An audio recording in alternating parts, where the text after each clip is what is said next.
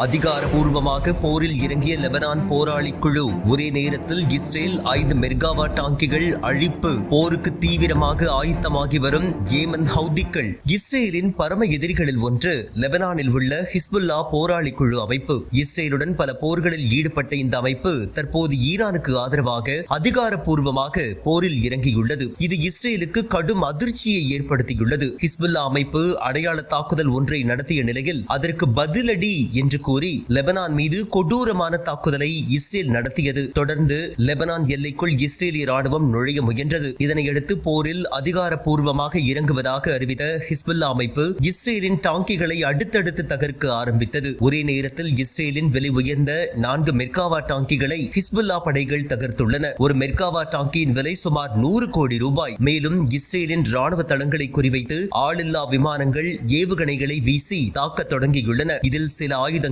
இலக்குகளை தாக்கி சேதத்தை விளைவித்துள்ளன. ஏமன் ஹவுதி படைகளும் போருக்கு தயாராகி வருவதாக இஸ்ரேலிய ஊடகங்கள் செய்திகளை வெளியிட்டுள்ளன. ஈரானின் உத்தரவிற்காக அவர்கள் காத்திருப்பதாகவும் மருத்துவமனைகளை தயார் செய்தல், ஆயுதங்களை தயார்படுத்துதல் உள்ளிட்ட பல்வேறு நடவடிக்கைகளை ஹவுதிகள் முழு வீச்சில் செய்து வருவதால் அவர்களும் விரைவில் போரில் ஈடுபடக்கூடும் என்றும் அவர்களது இலக்கு அரபு நாடுகளில் உள்ள அமெரிக்க நிலைகளாக இருக்கும் என்றும் கூறப்படுகின்றது.